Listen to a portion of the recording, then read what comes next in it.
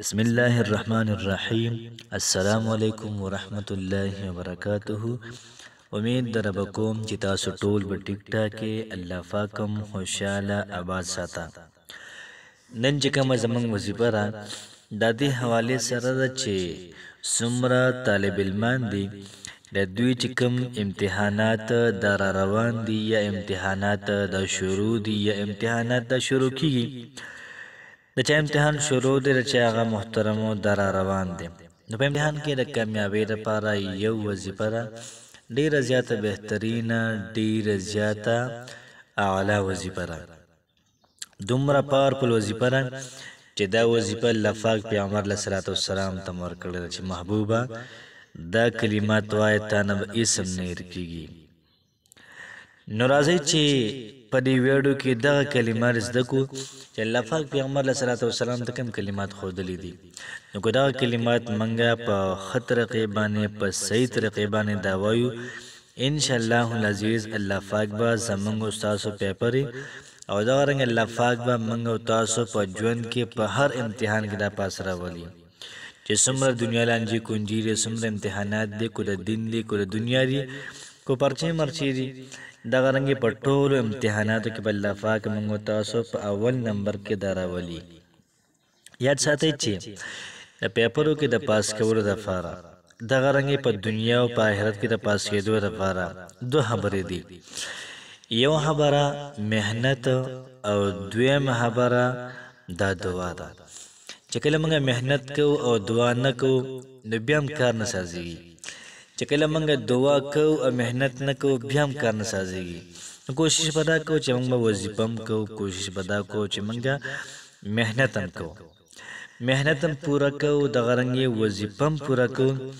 انشاءالله العزیز بیا به تاسو تماشا وکړئ چې الله پاک څنګه ښکلی رزلټ دا تاسو ته درکوي. نو که تاسو حال وکړئ د دعا غوښتل دا د صحابه کرامو طریقه وه. صحابه کرام به نسلونو ته دا یو څیز ښودل چې د الله پاک په خزانو باندې ځان وساتئ.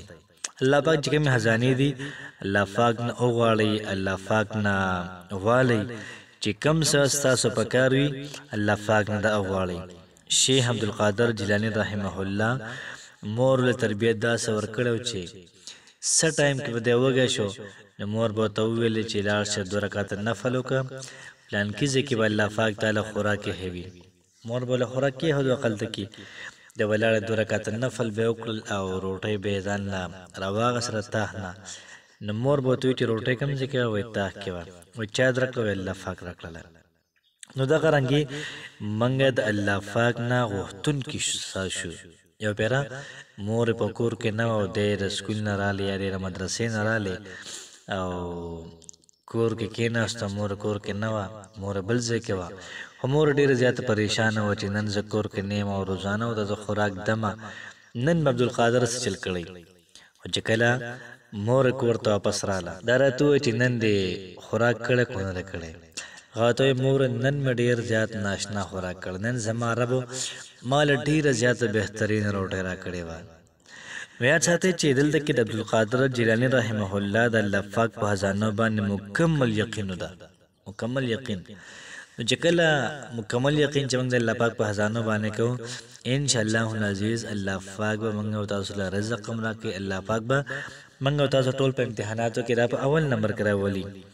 نو راځئ چې زه وظیفې طرف ته نو وظیفې دپاره 2 شرطه شو. یو محنت یو دا وظیفه کول.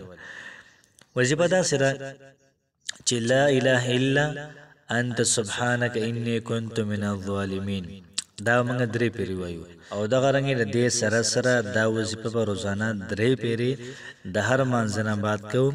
سبحانك لا علم لنا الا ما علمتنا انك انت العليم الحكيم 3 پیرې او دغه رنګ 3 پیرې فإن حسبك الله هو الذي أيدك بنصره وبالمؤمنین 3 پیرې به دا آیات مبارکه دا وایو.